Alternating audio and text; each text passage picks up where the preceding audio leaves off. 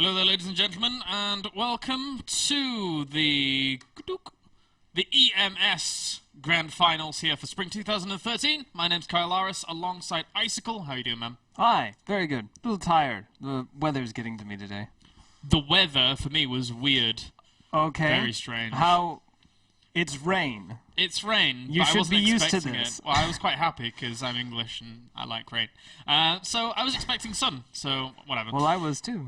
Anyway, we now have mousesports versus Team Empire going to be going down here for the grand final of EMS Spring 2013. The winner will walk away with $2,500. The loser will walk away with $1,500. So it's actually not too bad if you lose, thinking about it. No. But $1,000 extra dollars would be quite nice. Just getting to this point in the tournament has been sensational for these two teams. I mean, they're both promised to make quite a bit of money in the end, and they're looking pretty strong. I think, despite you being on the mousesports side, I think I'm going to have to go with them as well. I would favorite them for this series. Yeah, during the entire season of EMS, they've actually done really, really well for themselves, not dropping a single series at all. Not singly by player, but in terms of actually not losing a single series against a particular team. And in their group stage, they went like 18 maps and 4 losses. 18 maps wins and 4 map losses, which is pretty impressive. Empire, on the other hand, had a little bit of a struggle during their group stages, coming second to, I believe it was Caronte. But as we all fully well know, few things have changed between Caronte and mousesports, and now a few players have gone here and there. I hear they've acquired a couple of Spaniards. Yeah, pretty big. Big Spaniards. 2 of them. The thing is, though... I think they're related. They are related, but the thing is... Maybe they only know each other. Is that... Unfortunately, the rules of EMS are as follows. Basically, Lucifron and Vortex actually cannot represent mousesports against Empire, because Empire have already played against Lucifron and Vortex when they were on Caronte. Wait, they're on mousesports? Apparently so. I missed the boat on that one. Oh well. But no, so now we are in a situation where the mousesports roster is going to be made up of everybody but Lucifron and Vortex. And we're going to be kicking things off with Mouse Marine, going up against Empire Cass. I changed my bet. I'm favoring Empire now. It's They can't use Vortex and Lucifron? They cannot use Vortex and Vortex. They can't use their... Lucifrox? Lucifrox? That was weird. Is this going to be a thing? Hopefully not. Anyway, so we now have our first best of 3 on the way. If you're unfamiliar with the format here, guys, it's 3 best of 3s, basically. If you win the first 2, then you win anyway, and you'd have to play a third one out. It's a very, very kind of small, condensed team league, not quite like the, single elimination King of the Hill kind of process. So Hero Marine versus Cass is going to be the first match, and then after that there will be another best of 3. And if it's 1-1 after that 2 best of 3s, then we'll have another best of 3. And that will determine who actually advances and is the grand champion. So very, very small broadcast, probably. Yes. Unless the games go on for 50 minutes each, which I'm imagining it won't do. Apparently the average Starcraft match at the professional level is between 12 and 13 minutes. Wow. That's actually not as much as I was expecting. I wasn't either. That's the average. That's taking all professional broadcasted and recorded matches so far. It's apparently within that limit. Which is quite surprising. That might only be for Korea. I don't know. Maybe. There was some interesting statistics coming out of Korea. It's like, if anybody had followed Fantasy in StarCraft 1, for example, then Fantasy has ridiculous GG timings, and like his average game length was like 27 minutes in comparison to every other player, which was like 16 or something. So yeah, Fantasy is a crazy guy. Is he still being crazy? Oh yeah. Fantasy doesn't GG out for anyone. Never. He's like the opposite of Idra, but whatever. So, now we are just waiting for these guys to get going. Again, it will be TVT to kick things off for our first series. And these guys really haven't met each other too much in the past, if ever, in televised broadcasting matches. So it'll be interesting to see how they match up against one another, because Marine is known as this kind of player that is very, very aggressive across all matchups. But still very, very skillful. Whereas Cass is a little bit more of a kind of favours the turtle. He likes the turtle, but he still can bring aggression as well. So, and TVT is just a crazy, crazy beast nowadays in Art of the Swarm. It used to be tank chess back in the Wings of Liberty days, and I quite liked the tank chess approach. It was usually you had Marines, you had some Marauders, you would move them forward, and you would try and get your tanks in a good position. You always just leapfrogged against each other for a long time. Yeah. Nowadays, it feels a lot of drop play. Like, the action feels a lot faster. It feels a lot more intense. I particularly like it that it's like that. I would like some diversification. I mean, we see a lot of Hellbats. We see a lot of Hellions. Maybe a little too much. I feel like Widow Mines are slightly falling out of favor in that sense. Like, they're really nice in kind of the lower leagues, but I don't see as many in the high-level leagues for aggression, only for defense. Widow Mines, yeah, they don't get as much play as Hellbats, that's for sure, especially in this matchup. But they have been seen from time to time. There are some cool kind of bio-Widow Mine openings that can work out and stuff like that. But for now, guys, we are going to jump into our first game of the day. Again, it's best of 3. And maybe I'm a little bit louder than I was expecting to be. Hopefully that's sorted. But anyway, if there are any sound issues, guys, just tell us in the chat. And 2 minutes from now, after this game, we'll be able to see it. But let's jump into our first game, as we do have spawning down to the bottom left-hand position here, and as our red Terran representing Empire. He goes by the name of Cass. And spawning down to the bottom right, as our blue Terran, we have Mr. Mouse Marine.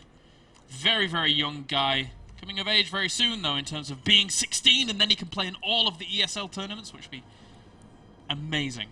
How long has he been playing? I mean, I guess since the release, and he must have been, what, 13, 14? Yeah, I think pretty much 13, 14 is when he started really ramping up his playing of StarCraft, which is crazy. What's the age limit required to play StarCraft? What's the rating? I think in Germany it's quite low because they always do that, like, taking away a violence thing in games. Like, have you seen in the Counter-Strike where they kind of, like, you get shot in Counter-Strike and then they, like, lay down? Have you seen that? I have not seen this. You've not seen that? No. Wow. Okay, you need to find a video of that because it's actually really weird. Because normally you get shot in Counter-Strike and it's just like, blah, and you fall over and die.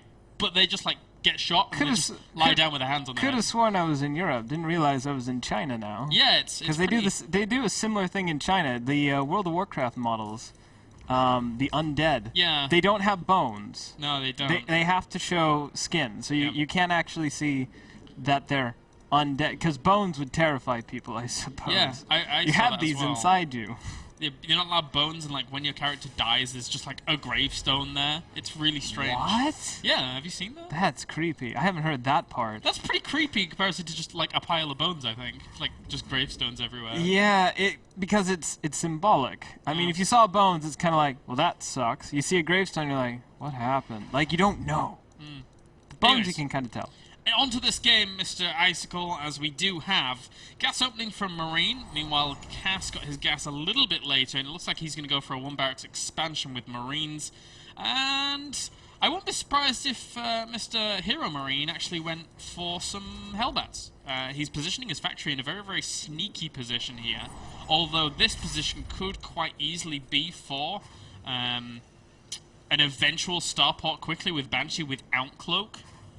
Because if you were going for Hellions or Hellbats, then you would position it over near the barracks so you could add the reactor on. So, interesting choices here so far. That's true. The previous TVT games that Hero Marine has been playing lately has seemed to favor Hellion play a bit. Interestingly enough, he is going for the Widow Mine this time around. Thank you. He must have heard me. Didn't hear me. He heard me saying, I'd really like some Widow Mines. See, I like Widow Mines because if you can get that burrow off, it forces a scan as well, which I feel is just residual benefit. At the loss of some of the movability, maneuverability. Yes. Movability. I think we might be in for Marine going for a 2 Widow Mine 4 Marine drop, or he might actually just push the front with this. Oh, a scan reveals that Widow Mine instantly though, so he knows everything that's pretty much going on, but he does not see the starport on the very edge of this scan. But he can pretty much infer that there is going to be a medevac count after seeing what he has already seen. So that's a big pickup there from Cass. he should be able to prepare pretty quickly for that. Looks like Hero Marine might be transitioning here a little bit. I mean, he just threw the reactor down on his racks. He could be thinking, this may or may not... It looks like Hero Marine is going to go ahead and stick to his style because he is getting that medevac. He has his units rallied particularly, but I don't see Kaz reacting at all. Like, he didn't bring Marines back. If we see a Viking come out of the starport, the Hellions, though, are in position... The Hellions seem in position to make a medevac really quickly, but I think a Viking, as you said, would be a great call. And there you go, it's on the way. He needs it out. He needs to deal with this drop that we initially assumed was going to occur once we saw the Widow Mine, because this is just the most common thing after getting that initial Widow Mine. Ooh, I like this. That medevac is trying to find a sweet spot. Nope, decides not to. Just runs across the base here. And first Marine getting killed. The Widow Mine will burrow. That was close. But... doesn't he could actually hit that supply depot with those Hellions and kill that off with the splash damage without having to force a scan. So technically that would be a great pickup, and he's currently lost nothing whilst we have 200 loss worth of units here for Marine. So, and there we go, he did it. So good little move there by Cass. I mean, Hero Marine was completely shut down. I am a little surprised he committed to this attack after we saw that, after, you know, he got scanned, everything was revealed. I mean, he took I felt like he was really greedy with that play, because he must have known his opponent knew, unless he's highly underestimating Kaz, or if he felt that maybe his micro would have beaten out Kaz. And with that now, Kaz stabilizes very, very nicely. He's even going up to his third command center here, so he is getting himself a very, very nice economical lead. Hero Marine, though, incidentally, is actually flying around his barracks, so looks like we're going to be definitely seeing mech out of him.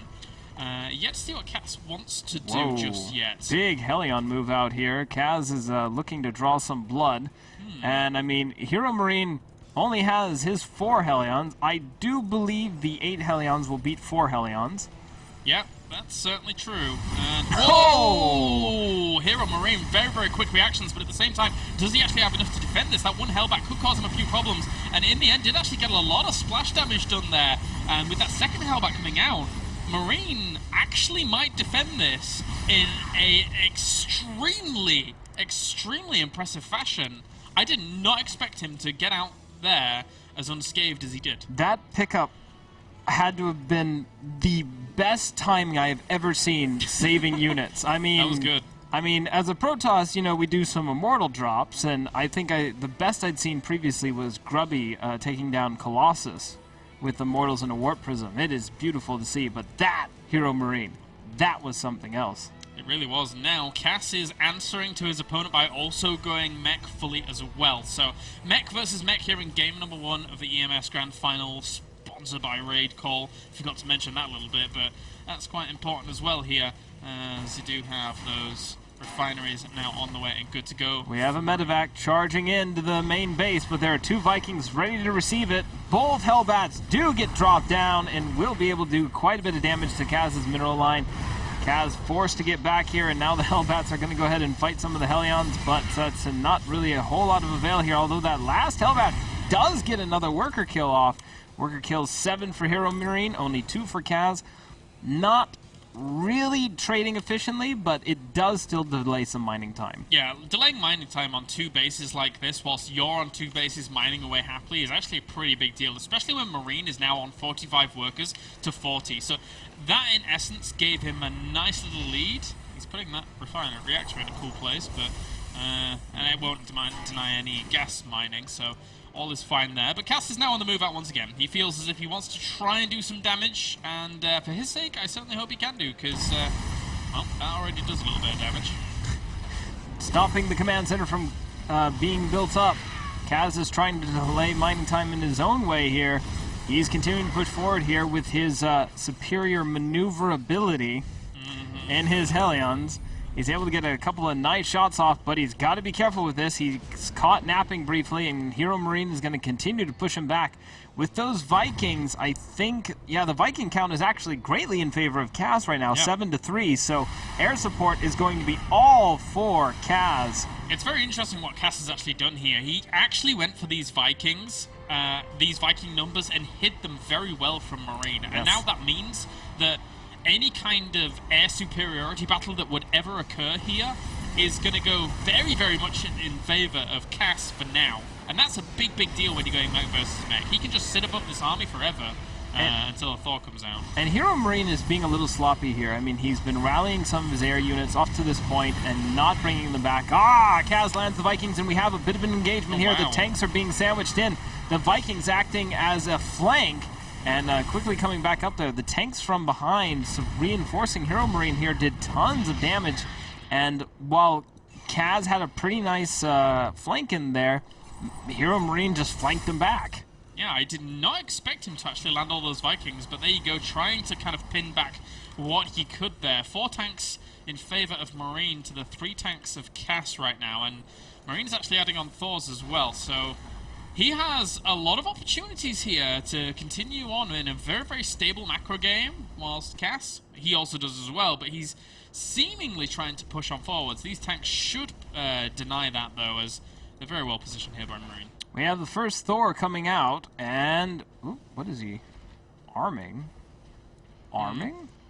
Oh, he changed it to the armor-piercing attack there on the on the Thor, just to try and kill off some of those Vikings in the air a little bit quicker. And he will do quite a lot of damage. Wow, really cool.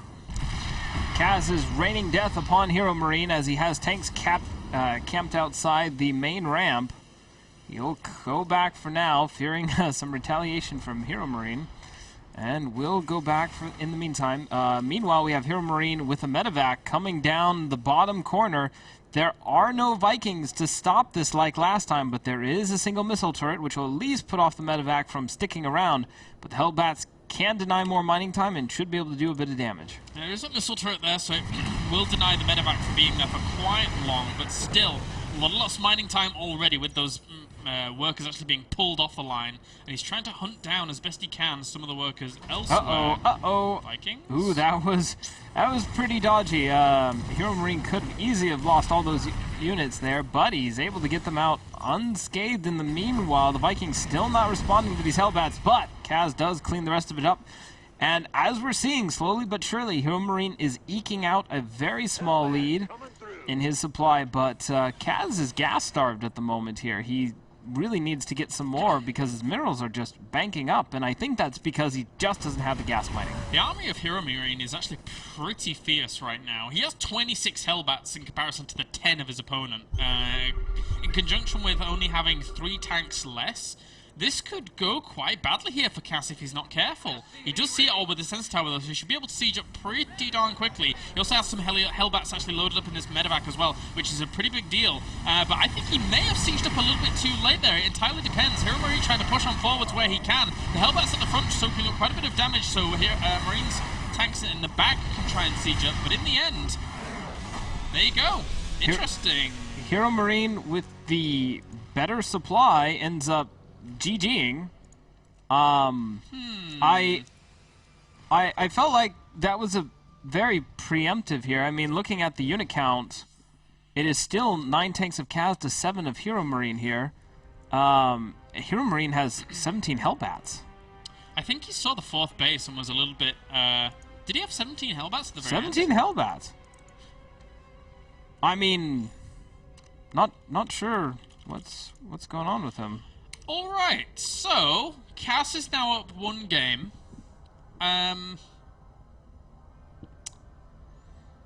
Anything to comment on what happened there? Did he just overestimate? I'm trying to think, because you know, at the very end of that game, Hero Marines, I was thinking, oh, well, maybe he's behind on upgrades, but his +2 was finishing before his opponent's.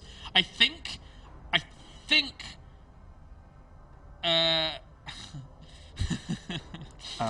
yes? I think what it was is that Marine felt he'd lost too many siege tanks and didn't have that 4th command center.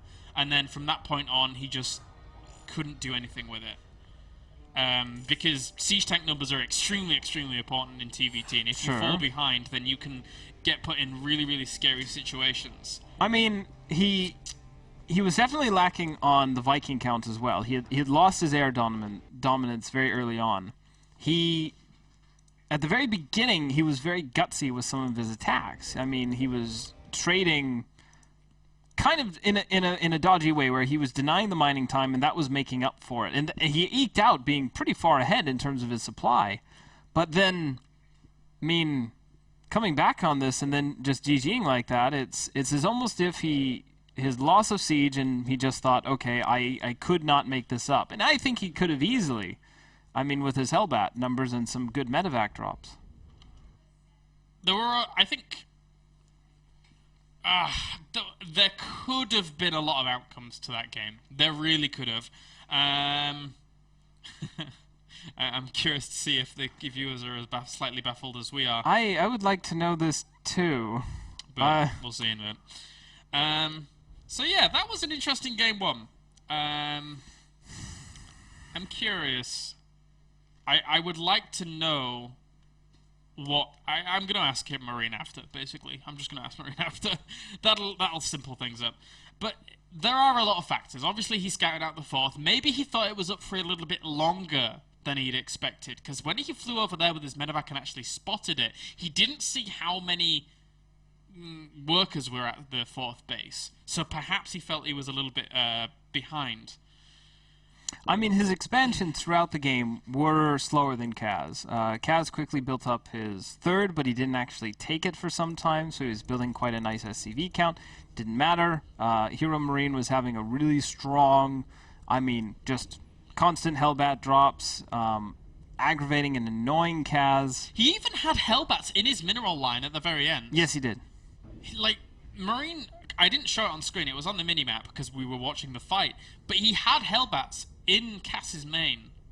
Yes. I don't know how many he killed. I wasn't able to see that.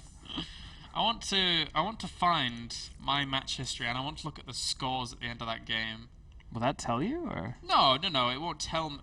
Well, it'll tell me. It'll give me a little bit of a rough indication as to where both players were at the game. Oh, the graphs you mean? Countdown's begun. Quick, check it. Quick. Graphs. Graphs. Where's the graphs? They were so even. Okay, right. Anyway, game number 2, guys. We can't. Belshir Vestige is going to be the next map. We'll have to see how the intricate pathways that lead towards each base leads into this excellent TVT matchup of tanks and Marines running around everywhere. Hellbat drops will be abundant, I imagine. Shall we get started? We can indeed, as Hero Marines picked pink, so I can't just... Yeah, there we go, hey! Alright, okay, so... Admittedly, he did have a lot of Vikings, he had a lot of tanks, so Marine maybe felt that he couldn't play it out in the end, but still, there's always an opportunity in StarCraft, I feel. So anyway, guys, let's jump into game number 2, as we have Cass currently 1 game up, but spawning down to the bottom right-hand corner as our pink Terran. He goes by the name of Mouse Marine. And spawning up to the top left as our blue Terran, he goes by the name of Empire Cass. And I think I have to reiterate that Cass is a very solid player. So perhaps Marine felt that the air advantage that Cass had and that siege tank advantage that I pointed out before, like a few minutes ago, was just too much for Marine to come back against. So...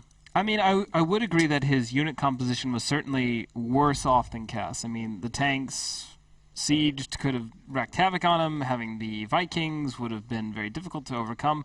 But he still had quite a few Hellbats. I mean, he could have even have researched the tech to turn them into Hellions and really raised some hell. Well, pun intended. It entirely depends on if Cass would actually let himself go out of position, and again, Cass being the strong player that he is, he may not have done. Interestingly enough here, are you going to go for another barracks, little SCV, Mr. Cass? Is that your plan? Oh, actually, maybe he will go for a... Ah, there we go. So second barracks is going down here for Cass. Looking at his SCV numbers there, it was a little bit wonky. He only had 8 SCVs on minerals for quite a long time. So I guess double Reaper play here from Cass. Yep. And this could actually really catch Hero Marine off. Command Center first can be a tricky thing for a Terran to go for in TVT.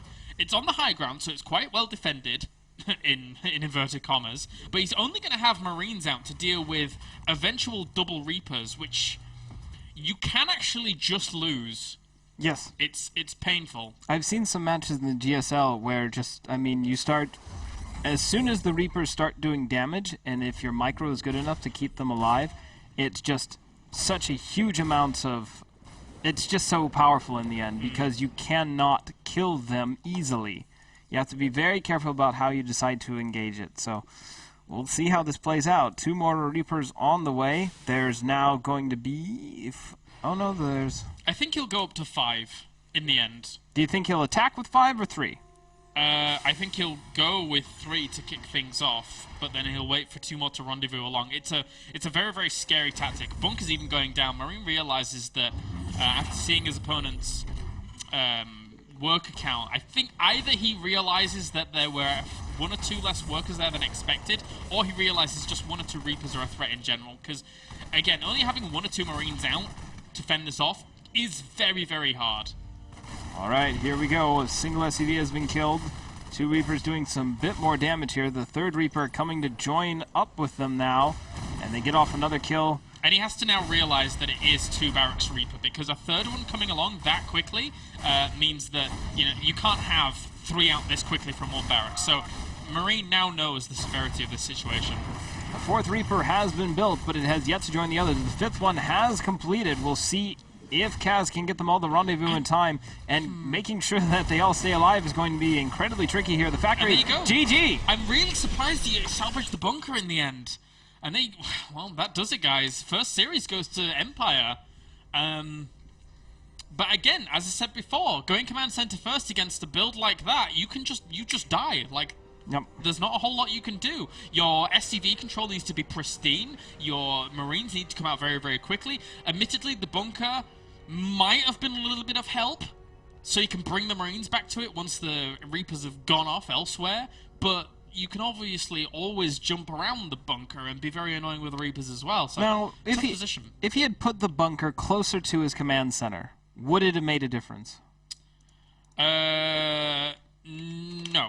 You don't think so? Not. No. Unfortunately for him, it's hard enough, even if you have a bunker, the Reapers are just going to go elsewhere. The bunker's just there to say, well, my Marine's really low now. I need to go and put this guy in this bunker so he doesn't die for a while. And then try and zone out in that location, but even that's just kind of pointless in the end because the Reapers, again, just jump around it. You just don't have enough units out. And Cass just rolls Paul Marine over in that first game. Or first series. But what about... Okay, so what about the factory? The factory was placed up quite far. Hellions would have been the correct counter to the Reapers, I feel. Considering how fast they are. You can then chase them down a bit more easily. You can do a lot of damage. You can put some pressure. 5 Reapers to only a single Hellion, though, isn't going to work. But if he had maybe even gotten that further, how could Hero of Marine have come out of this alive, going command center first? Just not go command center first. Just not go. No way. It's really, really tricky in TVT nowadays, I feel. And that means now we have Empire 1 up in our 3 best of 3s. Yep. So now we have Mouse Mana going to be going up against Brattok, which means Mana has to win this series to keep the hopes alive of mousesports. If not, and Braddock takes it, then Empire takes the convincing 2-0 over mousesports, and they win themselves $2,500. Pretty good. Pretty good money. So whilst they're getting these games sorted, guys, we are going to go to a short commercial break. And then when we're back, we'll have Mr. Mouse Manor going up against Empire Brattok. See you in a bit. Alright, guys, welcome back to the EMS Spring 2013 Grand Final between mousesports and Empire. We now have Mana versus Brattok on the way here for a PvT. And, well, if you are not able to use Loose Front of Vortex, then I think Mana's your best bet to call out in times of trouble for mousesports. I would say so. He's pretty good. He's pretty good. It's definitely unfortunate. Every time I see team leagues, I keep thinking of the GSTL, and I'm like, oh, right, Mouse Mana will just keep smashing through everyone. Oh, right, he's only allowed for 1 best of 3, but he will... I do believe he will save this. Who do you think Mouse will call on for their 3rd champion? Because I can't think of of another well-known Mousey. Well, this Hasu Obs. Is he around? I thought he was busy in Korea. Hasuops? Yeah. No. No? Okay. I'm wondering if he's actually... I'm wondering if he is traveling over to DreamHack. I'm not sure. But regardless, they certainly have some players at their disposal left here. Mana's certainly a good choice, though, to try and pull them out of a position that's kind of uncomfortable. With Empire now being 1-0 up here in this grand final. And Mana's PvT for the longest time, and even still now, is where he finds his most comfort. He feels very, very comfortable in this matchup. Legend foretold him of being very, very strong in Wings of Liberty, and now in HOTS, despite a lot of Protoss having a bit of trouble with Terrans, he's still... Well, he likes it a lot better than PvT. He's transitioning into the HOTS format well, then. Yeah, Because a lot of players, established pros in the Wings of Liberty days, are having some trouble. Just new units, what do they do? How do we work with them? You know, how do they fit in with our entire game plan? Like, they created a rhetoric, they felt really comfortable with it, and now it's slightly more difficult for some of them. I'd really like to see how if Mana is, as you say, he's adapting to the HOT strategy well. I'm very curious to see that. Yep, as am I. We shall see what he wants to do here. As Akalon Waste is our first map, and spawning up to the top left-hand corner as our blue Terran, we have Mr. Empire Bratok. And spawning down to the bottom right, we have none other than Mouse Mana. And he's the kind of guy right now that is very, very comfortable with going for a lot of High Templar play, which is something that you kind of need to do against Terrans as of late, as, you know, medevacs and drops and speed becoming very, very prevalent in the matchup. Mana's been doing some tricky things recently with his PvT. He's actually been going, he expands, gets a Stargate, and in his last match, he actually went a very early Fleet Beacon. Against Terran? Against Terran. An interesting idea. Yeah. Maybe he's messing around with Mr. SOS's attempt in game number 4 versus Innovation in the grand finals of VCS. We'll see if he wants to go for any craziness like that. The idea of Tempests is a cool one in this matchup. I like the idea of it, but it only takes that initial scout, and then with, you know, a harassment medevac, for example, to see it, and then instantaneously throw down, I don't know, at least another starport to really make it hard for it to work. So If I'm correct on my numbers, the Tempest can't one-shot a Marine, if I'm correct, right? I don't think so. I don't know full damage to a light unit on the ground, now that I think about it, but I don't think so. I feel like that giant ball of energy should not only kill the Marine, but kill 2 of his closest friends next to him. And I always thought that was a bit weird. And his family back at home, yeah, it's kind of, it's a bit strong. It looks strong at least, and it makes a god-awful sound in terms of actually being able to cause havoc. God awful? Yeah, I actually shouldn't say it like that. Like a phaser on stun, or? It's a pretty cool sound if I think about it, to be honest with you. I don't know, but near enough. Maybe a wind-up noise where it's like... It's pretty cool. It's pretty cool. Maybe would that help if there was a bit of a wind-up noise associated with it? I don't think it needs it. I think it's alright as it is. Think so? It'll work out. It'll work out. Interestingly enough, though, Mana does go Nexus after Gateway, and then proceeds to throw down a second pylon there before the cybernetic score actually goes down. So he's very, very quickly going up to a very, very, very strong economical opening here. Meanwhile, Bratok sees all of this. He throws down his command center. This was his plan anyway, after having not taken gases. So he's going for economy as well. So neither player wanting to risk anything here in the second best of 3. Mana tried going in for a scout just now. He was completely denied. He wasn't able to see if there was a base there or not. I don't know if that was intentional or if he, you know, was trying to save his probe as best he could. But in any case, Mana is running with very limited information here. I believe he's going to, if he uses the Mothership Core like we've seen some other Protoss, that might balance some of his information gathering because he'll be able to run that around. But I guess it's a bit dodgier against Terran, but... what is the move speed? 1.88 versus, I'm guessing, 2.25. Yeah, okay, so the Marines could easily chase it down if they wanted to.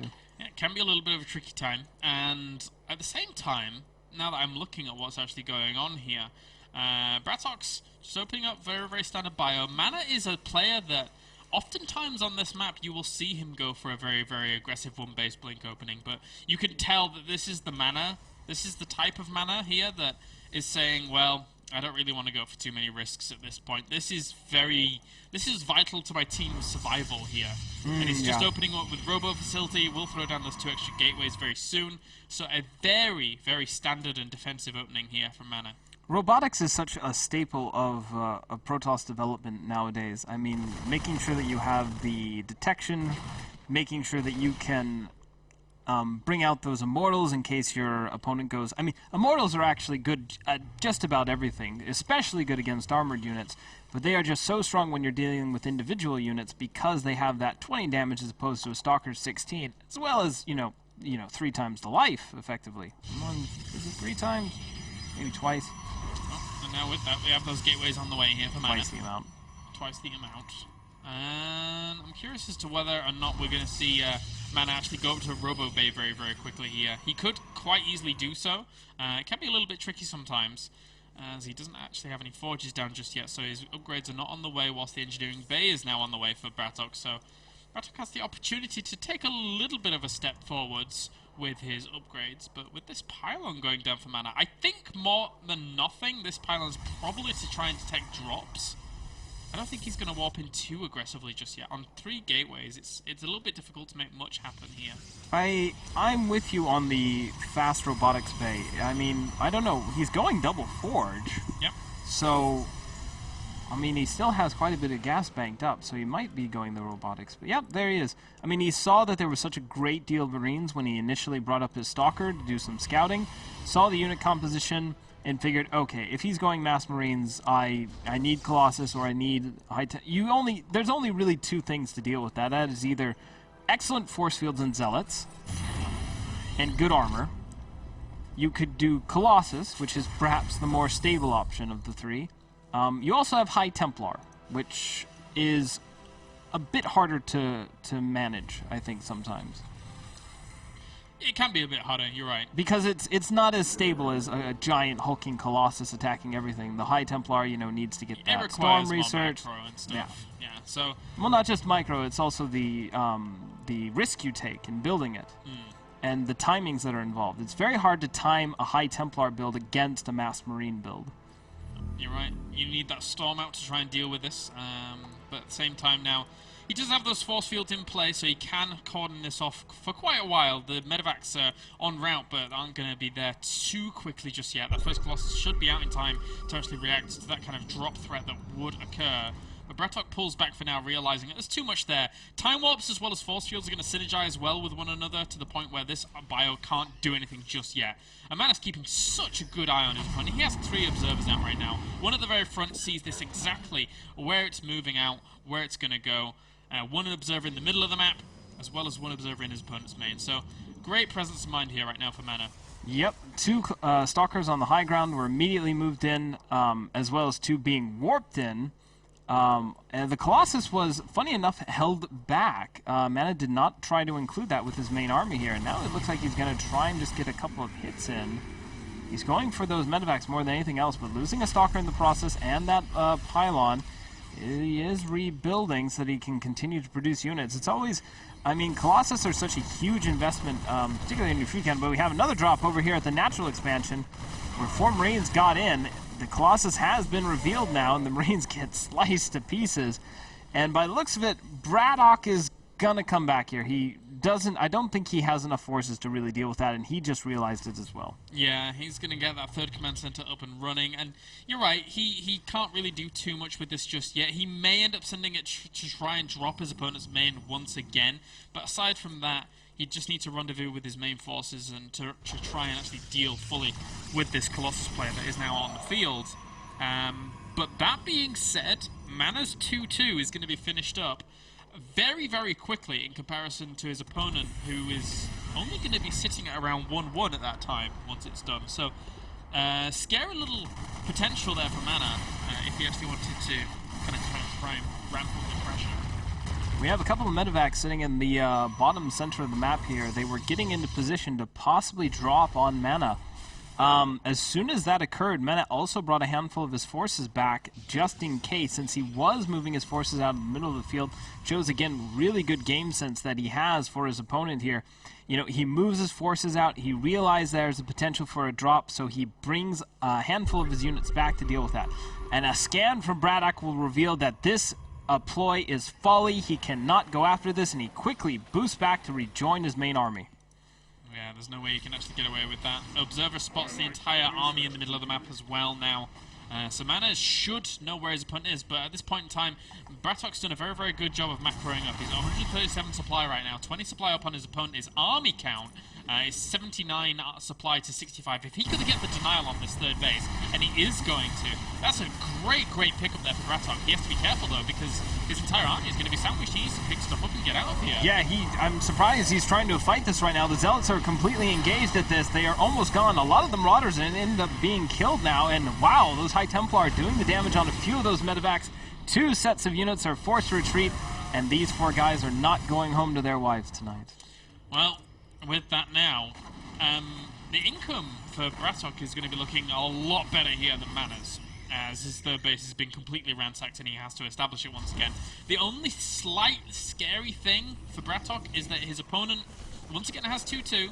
He's got Storm on the way, and the Ghost Academy has only just started. So if Mana wants to, I think he's probably going to try and play it out fully and not really go for a huge engagement just yet, unless he senses massive blood in the waters.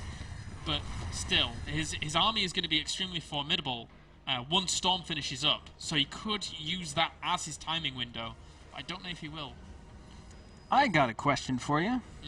When did they remove weapons upgrades for probes and SCVs? Do they not have them anymore? No. I know they must have had them at some point. Oh, no, I don't think they had them. I thought they only had armor. Anyway.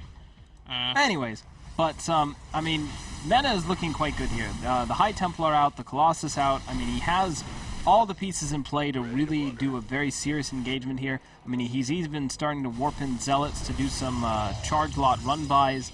I mean, that's when you know you're starting to settle yourself into the end game here, is when you get this kind of army composition. I'm a little surprised to not see more Colossus on the field. A lot of Mana's gas has been going into these High Templars right now, so he seems to be favoring that, possibly hoping that his opponent overmakes on Vikings, but Braddock is actually reading Mana really well here. That is an appropriate number of Vikings to deal with this situation, and he's getting more ghosts. Well, the interesting thing is here is that Mana had options. He could either go for the assault like he's going to very, very soon by the looks of things, or he could get very, very economically cheesy. He's going to go for some harassment up to the Zealots here as well in the third base. This is a great little move here, as well as Zealots in the natural, as well as Zealots in the fourth base. Zealots going to have to pull back for now, as that bio is far too much for them to actually fully tank out.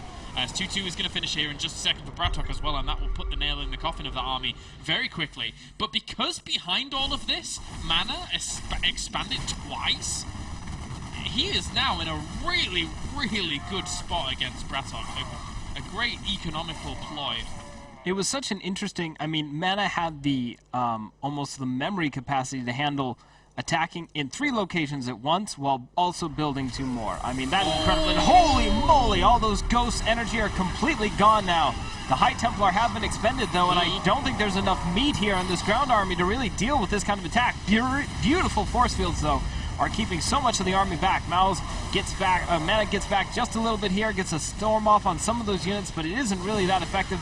Archon's trying to do a little bit of power here, but Braddock is going to power through and force Mana to return home. Mana quickly needs to get some more units in. At the same time, there was another Zealot run by at the third of Braddock, so if Mana holds, he's got this.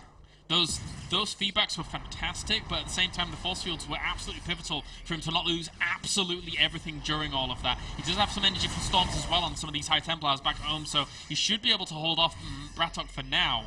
Mana was in a very, very disadvantageous position after having his third cancelled, but now if he can save this fourth base, if he can keep this alive with all of this army actually powering down on it, he's going to be in a phenomenal position. The bio has to retreat once again. Mana has too much firepower, he has too much AoE damage, and it's 143 supply to 105. Bratok is reeling. He's trying to get himself going once again, but Mana has played out the last 7 or 8 minutes of this game very fantastically. I really like Braddock's play right now. He's doing a medevac drop, trying to get it into the main base. Well, actually, one in the main, one in the third. I mean, he needs something to make this, to come back from his deficit right now. And this is the perfect type of attack to do it. The main army is out in the center of the field. I mean, Mana doesn't have anything to deal with this. The thing is that Mana now knows that his opponent sacrificed a lot of his army to make both of these pushes try and work. And now he's just trying to consolidate his forces at the very front and probably go for a push. He drops the Storm, trying to kill off some of these drops once again. These High Templars just moving about here and there to try and shut this down. But Mana, his army at the front, it has a lot of firepower. This bio could not contend with that if he pushes in. But he's just trying to keep him on 4th bases by the looks of things. 3 bases even. There's a 5th ghost that just came out now. A couple of good EMPs will nullify the ability of these Archons. And the first one goes off, but I don't think it only hit a couple of shields of some of the units here. And Braddock is staying further and further back here. He does not want to engage this just yet. Handful of units keeping Braddock secluded into his main base here. As he's also, I mean, we have attacks at the 4th base of Mana. We have, I mean, attack at Braddock's main. I mean, there is action everywhere right now. I wish we had a picture-in-picture. Well, I'm trying to keep an eye on as much as I possibly can do. There's quite a few ghosts, so they should be able to shut down what these High Templar can actually do right now. But still, this is scary for Braddock. He was in a position of power early on in this brilliant game. EMPs! And yeah, he actually is going to push this army back in the end, but he's not going to have the economy himself to go up against the army that's going to be reproduced back at home for Mana. So now, unfortunately for Braddock, he has to make so much happen with so little, it's untrue. I mean, Mana has killed 52 workers at this point to the 20 of Braddock, despite Braddock's constant pressure in aggravating Mana at his mineral line in 4 bases at once. I mean, he got very little kills out of that. Mana's control has been exceptional in dealing with that, and it's really showing right now. Yeah, this is basically all he can actually do. He needs to move out with pretty much everything. He's going to try and establish his economy. By the looks of things, the SCVs are all going down to the natural once again. And he's trying to get his 3rd up and running, but unfortunately for Braddock, if he doesn't make something happen with this army against Mana, there's just no way he can come back. The army of Mana is always going to be stronger, it's always going to be faster, it's always going to hit harder. And now, I mean, with Blink on the way as well, so much versatility in Mana's army makes it ever so deadly. I mean, at this point, Braddock desperately needs to get some more ghosts to try and deal with this type of force, but he just does not have the forces. A very good force field, blocking off a handful of those units. I do give Braddock credit in continuing with this to the very last moment here, but I think it's about time to say goodbye. He's going to try and flee back where he can to his bases, but Mana's army still looking phenomenal. These 3 Archons alone are going to cause a lot of problems for Braddock, never mind everything else that is actually barreling down along with this. He's trying to seal off these bases where he can with at least a barracks, and that's a pretty cool move there by Braddock, but I don't think it's going to work in the end. Mana just constantly separating Zealots to each of these bases, trying to keep his opponent's economy completely in check. With a ghost dying off, there you go, GG for game number 1. Mana takes it. We are going to go to game number 2 here in just a second. Good play there. The ghost that broke the camel's back, or in this case, the Braddock's back. That was a really impressive game there by Mana. Having that 3rd base cancelled off was a bit of a blow, but he did kill a lot of his opponent's army right after that died off and forced the lift off. So he knew that his opponent could no longer continue to be aggressive, so he double expands to try and get himself back in a better economical state. A great decision there by Mana. Also applying a little bit of pressure at the front with some Zealot harassment just thrown in there as garnish. Really kind of tested Braddock to the limits, and he just was not able to pass that test. I really would have liked to see Braddock's expression when he saw that 3rd and 4th base established. I mean, well, the 4th and 5th base even. I mean, well established, mining perfectly fine, and he's left there, you know, struggling, just trying to get his 4th base up, and Mana's just, you know, economically so far ahead of him. That must have been such a deep psychological blow to him. It really was. And now, game number 2 here. Mana is 1 game away from tying things up for mousesports. And yes.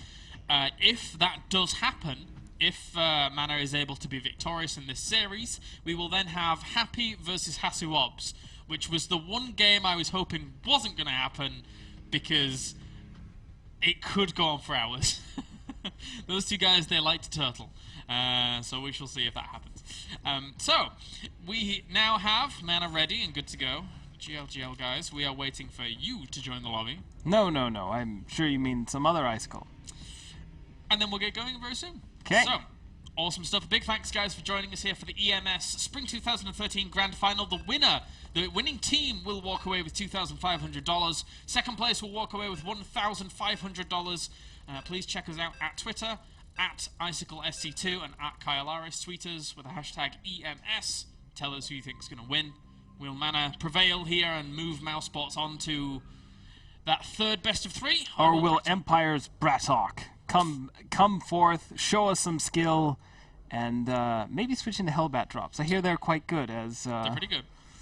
Unfortunately, Hero Marine didn't get to show us. Interestingly, though, now, again, Bratok has to know that this is Mana's best matchup, and Mana showed in that game that he knows this matchup really, really well. So we can jump in, guys, as we do have spawning down to the bottom left-hand corner as our blue Terran, the guy that I think might need to switch up a little bit. He goes by the name of Empire Bratok. And spawning up to the top right as our red Protoss, he goes by the name of Mouse Mana, looking to tie things up for mousesports. I do appreciate when the players go red-blue. Yes. It's always annoying when they go pink-purple or yellow-orange. Or useful for my overlay, man. It helps. It definitely helps. The worst thing it is when you're casting these kind of tournaments is when they swap colors. Oh yeah, they do. And you don't realize halfway in. I'm pretty sure they in. do it to troll me sometimes. That's what I imagine. You know, they're just choosing it, or they're doing it superstitiously, like they're taking their opponent's color. So they're just like, nope, sorry, mine now. If that's your lucky color, too bad. This supply depot placement here for Bratok was quite interesting, although he is just going to throw his barracks straight down next to this command center. This is a very Happy-esque building placement. People will say that, well, you know, it's just a normal building being placed next to a thing, it doesn't really matter. But normally you would see just a general standard wall off from a Terran. However, Empire Happy is a player that likes to place down supply depots and barracks right next to his command center to keep everything very, very compact. This SCV is far more efficient building in these locations than it would have been building over here, because it can get back to the mineral line very quickly. So, very, very subtle things here from Bratok that have come out right now. Where are you going, Probe? Where are you going? He is taking the long road over to Braddock's base. I'm curious what his plans are. Well, it's going to be a Nexus expansion just in general, but I think he was trying to spot any kind of little proxies that Bratok was wanting to do. Yeah. Scouting out the third base and everything like that. And that, in essence, is Mana also thinking from game one, and Bratok having an advantage and then losing that. It shows that Mana does have a good grasp of the matchup. So Mana, kind of echoing the sentiments that I was making before, thought that maybe Bratok would mix it up and go for something very aggressive early on to try and catch Mana out. I mean, I think that's predominantly why we saw the robotics facility. As you said, I mean, mousesports is already down a match, so Mana is playing very, very strong, very solid play here. Incredibly standard from what we've seen in Protoss openings go. Now that he's up a match, do you think he'll go for something a little crazier since he has a bit of breathing room, or is he going to continue playing safe? I think he'll probably go safe again. I think Daybreak's one of those maps where both of these players have had a huge, huge wealth of experience on. And for that point, I think that Mana's the kind of guy here that he knows a lot's on the line.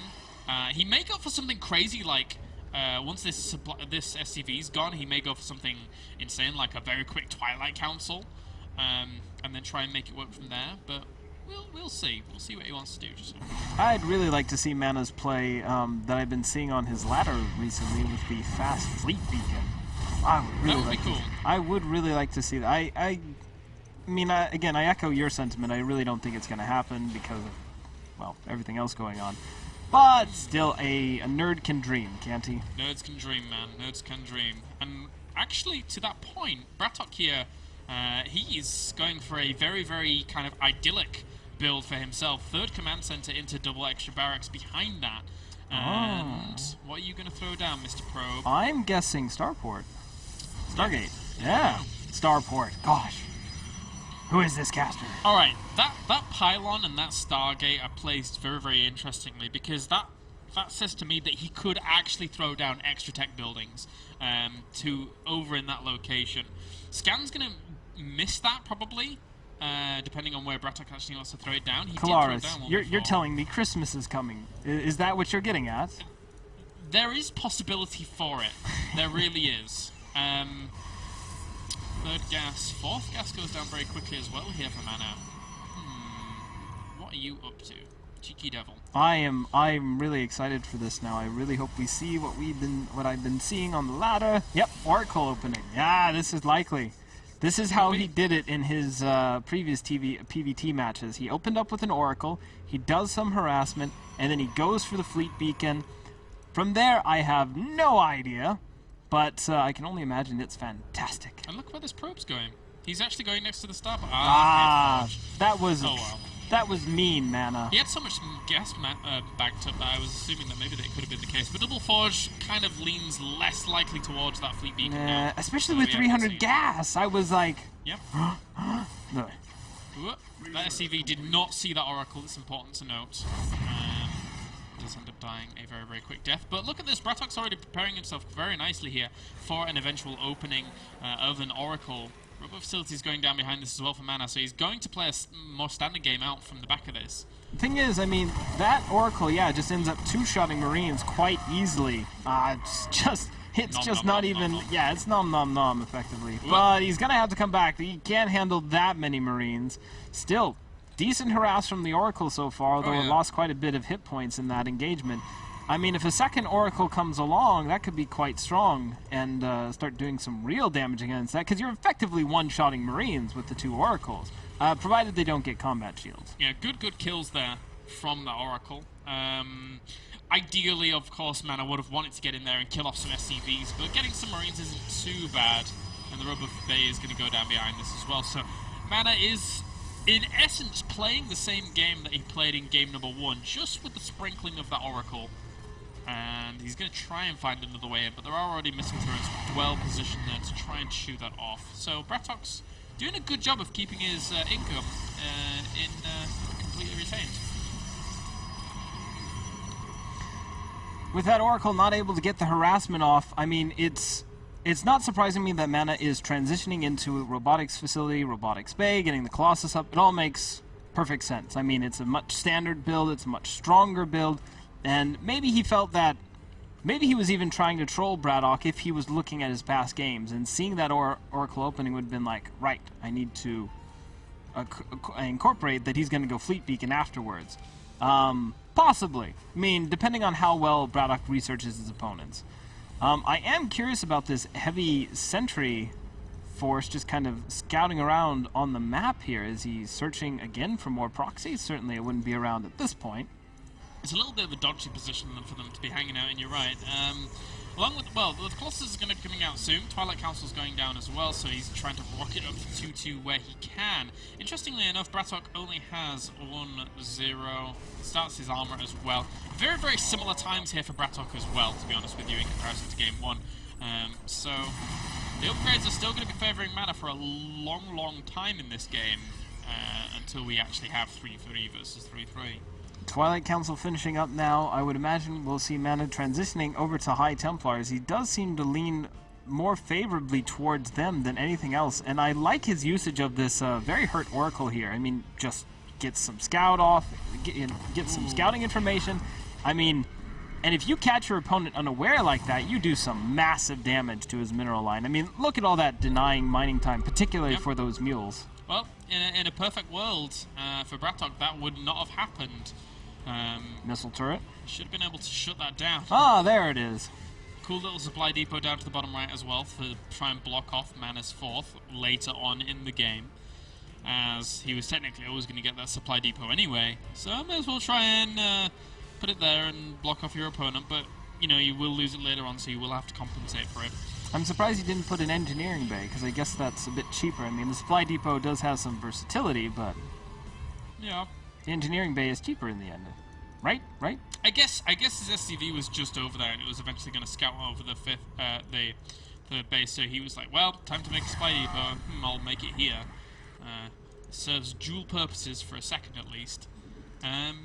But now with the Templar Archives on the way here, Mana, once again, he's playing his very, very similar game, and he's still kept his Oracle alive, even throwing down Revelation on this army, knowing exactly where it is at any given time. It's running up at 9 kills now. I mean, it is the most annoying unit on the field right now, and I mean, what you were saying earlier about Mana transitioning well into hot seems to be very true. His Oracle usage is profound. I have not seen this much Oracle play in some time now, aside from just general harassment. I mean, Mana's using it for harassment, for scouting, for, I mean, keeping the Revelation on these units so he knows where they are. I mean, this medevac, he knows exactly where it is. Oh, that was so close. One health left on that. If he throws down another feedback, he would actually kill that.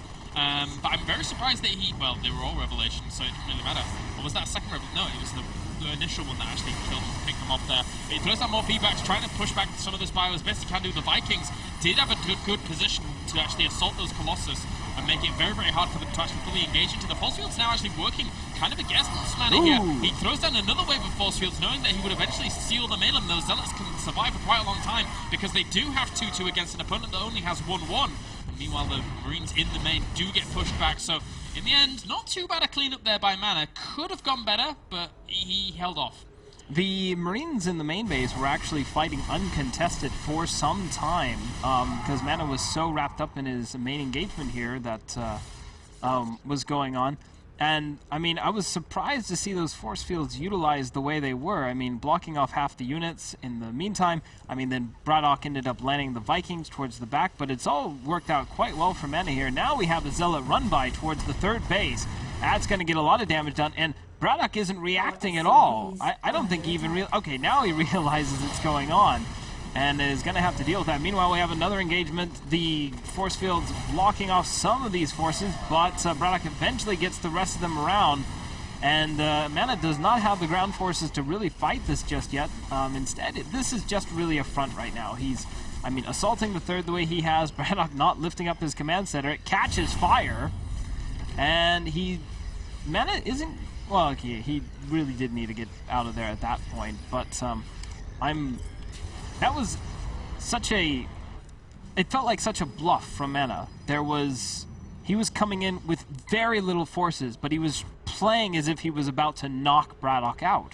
Yeah, you mean the push at the front towards the natural? Yeah, it was an interesting move. Yeah, he went very, very deep into his opponent's territory, but he knew that his opponent was being, he had to be pretty kind of indecisive and in two minds about things. Do you go over to the third and try and clean up the few Zealots that are there doing the damage, or do you try and retain your natural and keep that held with the just very, very small bio you have? And you have to control that very, very precisely against an opponent that does have 2-2 in comparison to your 1-1. Braddock, though, now does have 2-2 out, so he should be able to hold this off for just a little bit. 3-3, though, meanwhile, is going to finish pretty soon here for Mana. This is a really good concave for him. Very good force fields. The Vikings are forced to land here as the Zealots are getting pounded by their assault cannons. And the Marauders in the back, I mean, Braddock has a pretty nice concave, but those storms getting off now are doing a lot of damage. Mana, with some control issues, wasn't using all of his forces for a little while there, but it doesn't look like it matters. He's still powering through it and about to land the KO against Braddock. Yeah, very, very impressive game here once again by Mana. Behind all of this, it's not as if he was going for a crazy all-in. There you go, GG. Mana had that fourth base on the way as well.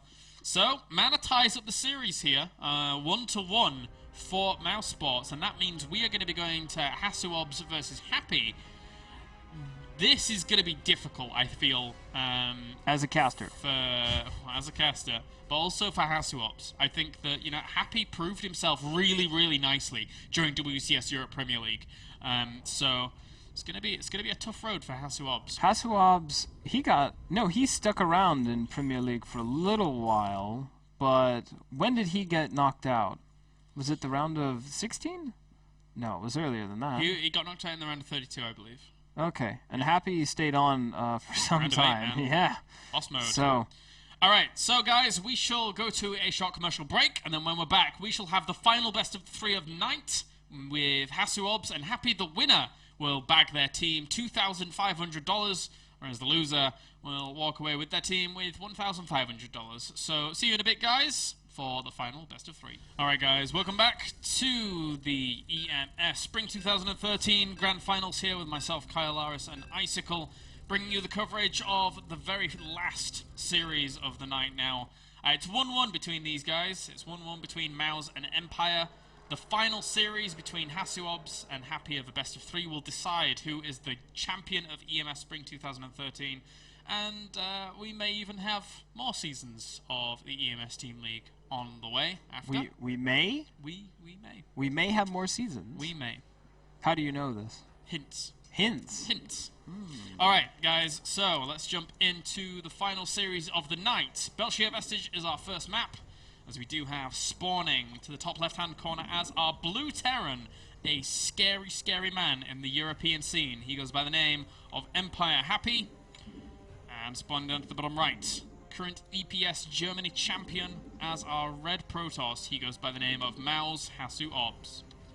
Hasuobs. I do love seeing more and more Protoss here. I have been missing them quite dearly in our WCS series, particularly in Europe. So, well, you'll be happy to know that the racial balance for WCS Europe Season 2 is actually really good in Premier. It's like, to pull the numbers out off the top of my head, it's like 12, 10, 10 or something like that. That is quite good. So very, very good. Let me guess, the 12 is Zerg. I think it might be Protoss. No, surely not. Maybe it's Terran. I don't know. It could be any one of them. It could be anyone. I'm not 100% sure. I can't quite remember. But lots of prep already going on for WCS Season 2. It's going to be a lot of fun. When do we start with Season 2? That's on the 17th? I think it's like the 25th or something. It's that late? Really? Oh yeah, well, we have a little bit, we have like a week or two before it, and then we start again. But it's going to be a lot of fun. WCS Season 1 was awesome. Can't wait to start on Season 2.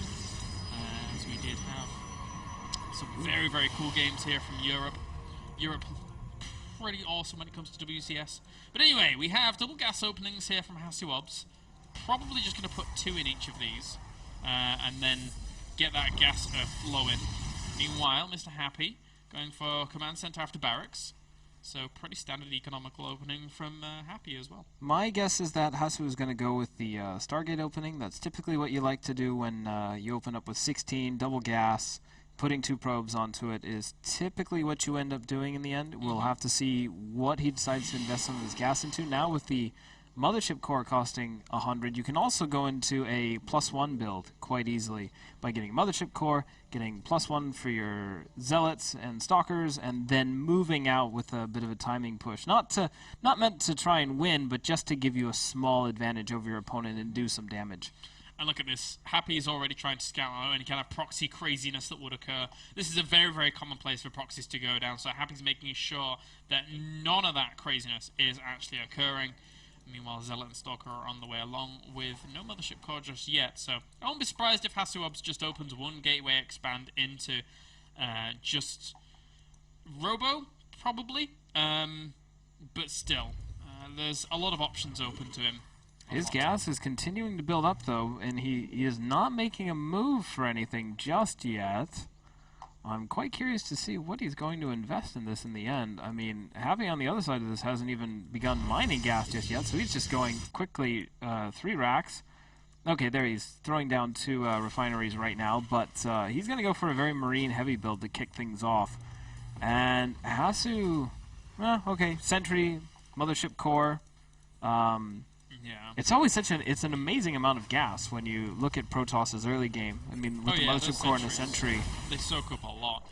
But an interesting point here to look at what Empire Happy is actually doing is, remember when I said about Bratok's building placements? Happy's building placements, I referenced his building placements when I was discussing it about Bratok. His are very similar.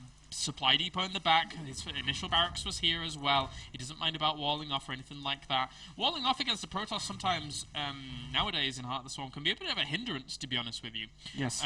With Stalker and Mothership core little pokes early on being a common theme, you can lose a supply depot sometimes, and that's an annoying thing to go up against. Whoa! Hello. This is aggressive Hasu. This is Oni Hasu coming out the gate here. I mean, wow, 4 gateways plus his 1, 5 gateway. I mean, this is Hasu that I was not expecting, actually. And I don't know whether or not this is going to work. It's all going to be up to the scouting potential here of Happy. Now, the interesting thing is he drops the scan and he sees so many of the gateways. This is exactly what I was going to talk about. The fact that Happy does scan around that 640-minute timer, and he spots 3 extra gateways. Extra bunkers go down already. Yep. Hasu cannot make this work right now. No, definitely not. I mean, I'm very happy to see Happy. That was not intentional. It happens in every Happy cast, don't worry. I imagine. Just to see the extra bunkers go down, I mean, it's showing good foresight. I always have a very rich Captain Picard facepalm moment when they don't build extra bunkers after scouting something like that. And they quickly lose and blame, you know, that Protoss is OP. And I'm just like, no. So I really love seeing this from Happy here. I'm curious, though, does Hasu really think he can break this? I mean, he's gonna try, I think. I think if he warps in nothing but zealots from that point on, maybe he could. He throws up the Guardian Shield, but 3 bunkers, Hasu, that's just too much, I think. He's gonna try and throw down force field deep. 1 bunker will end up falling pretty rapidly here, along with Time Warp as well. But there's not that many units to tank, and he lost a lot of sentries in this engagement already. Warping in zealots right next to all of this. But even the first bunker hasn't gone down yet. He's lost so much. For the cost of 1 bunker, he lost 1,000 resources in that engagement. This is not a... Game pause. Happy pause the game. Lag. Who lags? We had lag in the other games. It's me, I think. What? Hasu? No, I don't think so. Hasu's normally pretty good about his PC's normally pretty good. Well, you thought he might be traveling, so... Game resumed. Yeah, I thought so, but I don't think he is, so... it's all good. Anyway, I think he'll be traveling tomorrow if he is at all. So, now... Happy is in a phenomenal position here. He even has a Widow Mine out to complement this. Those zealots are going to run up straight against that. Ooh, yeah, Widow Mine, didn't get a whole lot of attacks in there. Ooh, this is interesting. Stalkers are actually blocking a lot of those zealots at the back there, which isn't exactly the best position for Hasu Ops, but negating a lot of the firepower in those bunkers is a good position for Hasu Ops. He's really made this work where I didn't think he was going to. He needs to do a little bit more damage than he has done thus far, though. I mean, getting back there has been such a very gutsy move. I mean, we've just continuing to say it. I mean, this is very aggressive Hasu today. I don't know if he woke up on the wrong side of the bed or if someone spit in his Cheerios this morning, but he is not a happy Hasu. No, apparently not. And now, I mean, Hasu is actually bringing a lot back to this. If he could somehow sneak a probe in there and get a pylon down behind all this, that'd be great. But the good thing about this is that if Hasu hadn't done this damage, if he hadn't found this position, he would have been in a catastrophic position. But now, he has the ability to actually transition on. Can he throw it on force field? Yes, he can.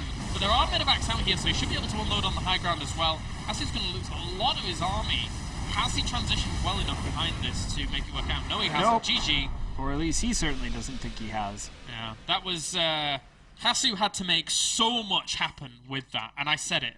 He had to do so much. He'd lost so much to killing 1 bunker to begin with. It's a huge committal to throw down just 5 gateways and have no tech, no robo, no gases going down at your natural. All of these things work in tandem to say Hasu had to do crippling damage there. Otherwise, it's gone.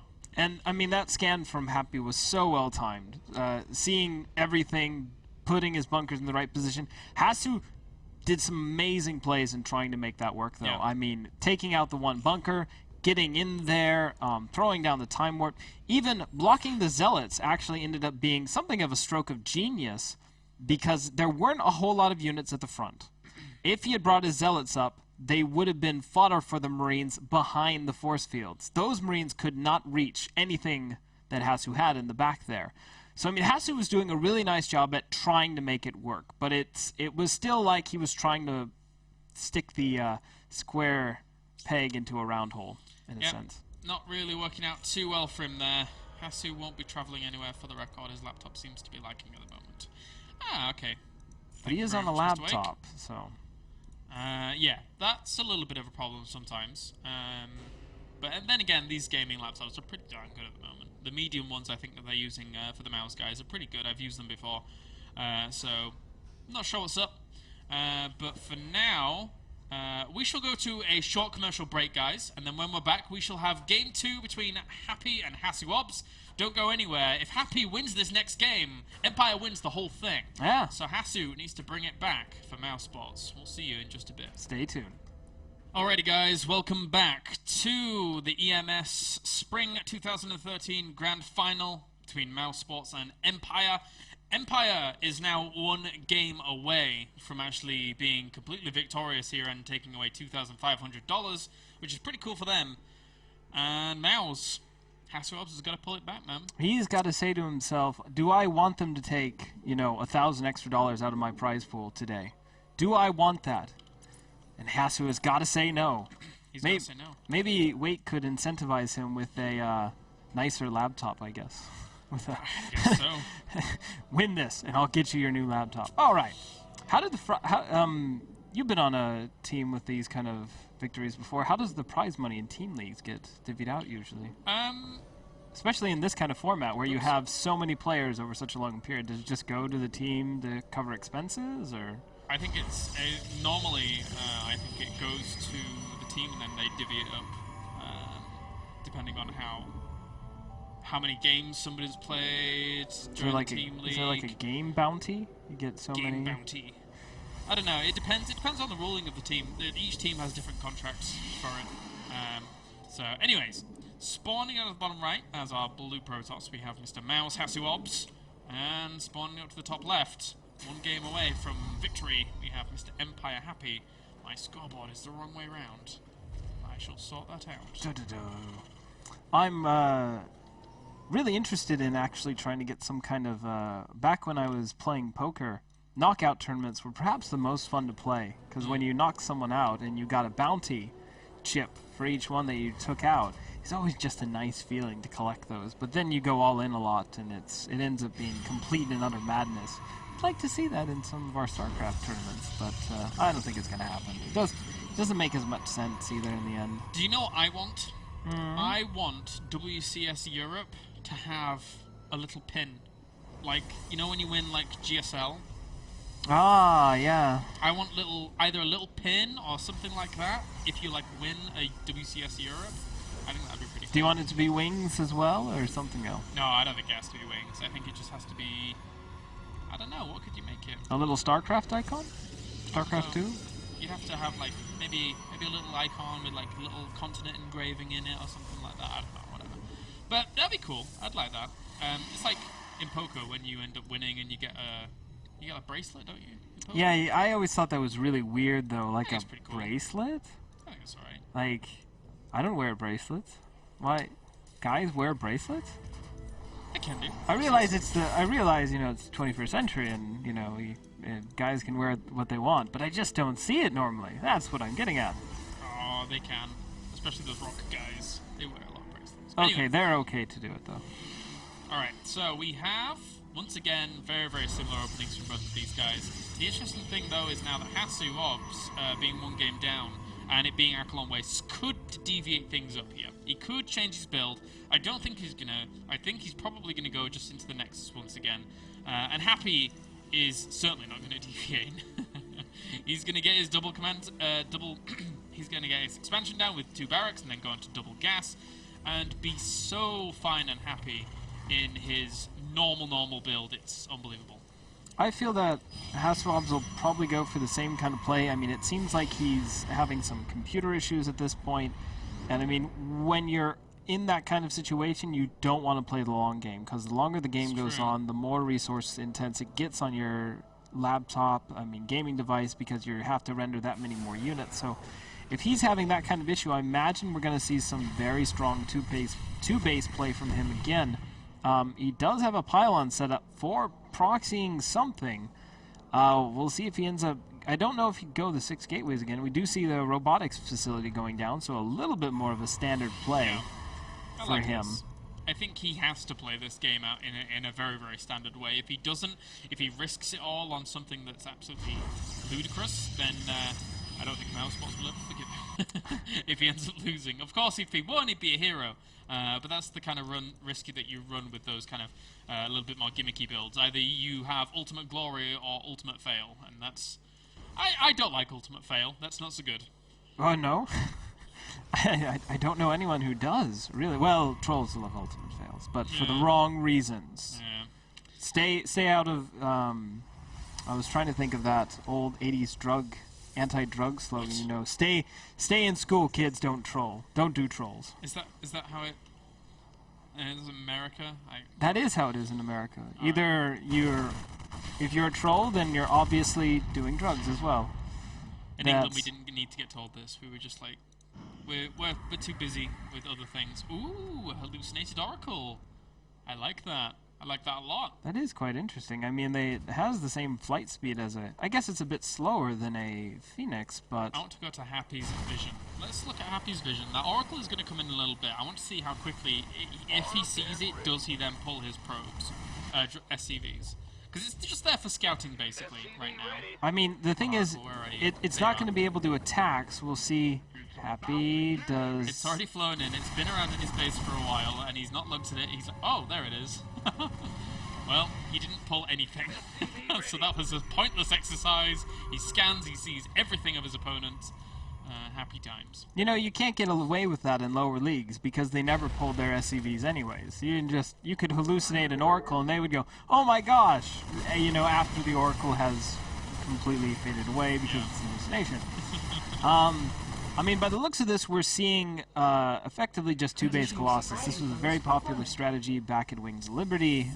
Squirtle had this build down to a T and had a really nice...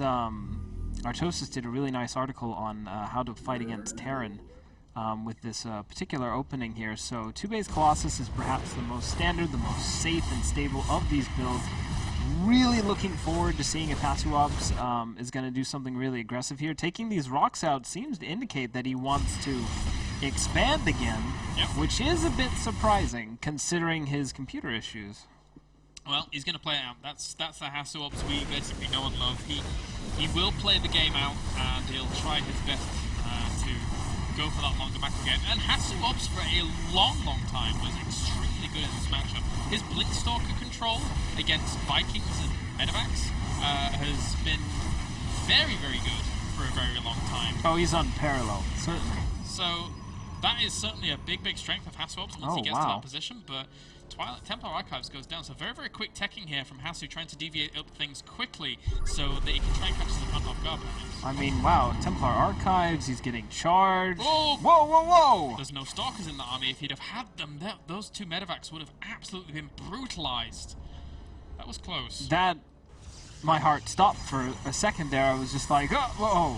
There's nothing able to do too much. I mean, this is one of those issues where you go, I mean, very gas heavy into your tech. You just don't have anything for stalkers. I mean, he built 3 sentries, the Colossus, the mothership, charged, Templar Archives, all the gas it requires for the robotics facility in Bay. I mean, it's just too much in the end. Yeah, I think we see Hasuops here go for this. Well, as soon as Storms finishes, he just goes for it. He went for 1 Forge, which normally if we were seeing Hasuops actually go up to a 3-base attack, or a 3-base play, he would have gone double forge, gone for double upgrades, played out for the longer game. But no, he's only stayed on... What's he actually gone up to? He's just gone +1 armor.